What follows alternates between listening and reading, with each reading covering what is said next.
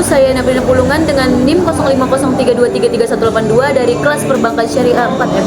Saya akan memenuhi tugas video untuk ekonomi moneter dan keuangan Islam. Judul saya di sini yaitu Kerangka Kebijakan Moneter Islam. Kebijakan moneter adalah suatu usaha dalam mengendalikan keadaan ekonomi makro agar dapat berjalan sesuai dengan yang diinginkan melalui peraturan jumlah uang yang beredar dalam perekonomian.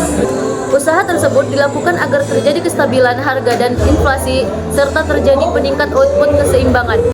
Hampir semua sektor ekonomi kapasitas terkait dengan sistem bunga sehingga sektor moneter lebih cepat berkembang daripada sektor real.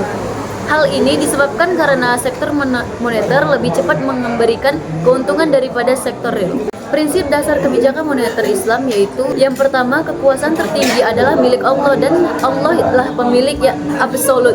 Yang kedua, manusia merupakan pemimpin atau khalifah di bumi, tetapi bukan pemilik yang sebenarnya. Yang ketiga, semua yang dimiliki dan didapatkan oleh manusia karena seizin Allah.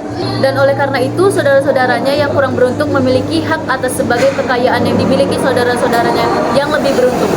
Yang keempat, kekayaan tidak boleh ditumpuk terus atau ditimbun dan kekayaan harus diputar. Yang kelima, menghilangkan jurang perbedaan antara individu dalam perekonomian, dapat menghapus konflik antar golongan. Yang keenam, menetapkan kewajiban yang sifatnya wajib dan sukarela bagi semua individu, termasuk bagi anggotanya masyarakat yang miskin. Tujuan kebijakan moneter Islam yang pertama, menjaga stabilitas nilai mata uang. Yang kedua, mewujudkan keadilan ekonomi. Yang ketiga, menghindari riba dan transaksi spekulatif. Yang ketiga, menghindari riba dan transaksi spekulatif. Yang keempat, mendorong pertumbuhan ekonomi yang halal dan berkelanjutan. Yang kelima, mendukung mekanisme pasar yang sehat. Yang keenam, meningkatkan kesejahteraan umat. Selanjutnya, mekanisme kebijakan moneter Islam.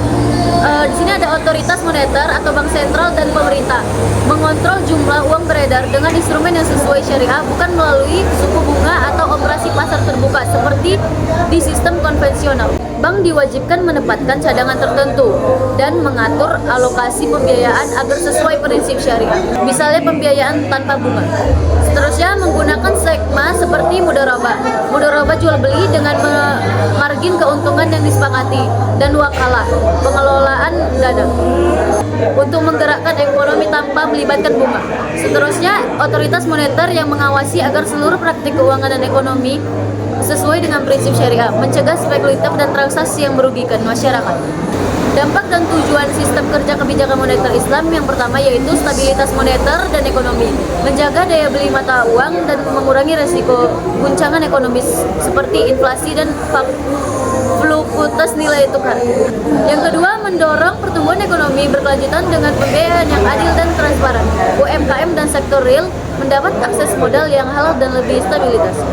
Yang ketiga, pemerasan data keadilan sosial, distribusi kekayaan mendapatkan diraihkan agar lebih merata, menghindari penumpukan kekayaan pada segelintir pihak. Instrumen utama dalam kerangka kebijakan moneter Islam hasilnya pembiayaan berbasis BA, terus surat berharga syariah, fasilitas penempatan dan pembiayaan likuiditas, instrumen rasio dan persyaratan, dan instrumen nilai tukar. Sekian pembahasan tugas video kali ini dari saya. Wal akhir, assalamualaikum warahmatullahi wabarakatuh.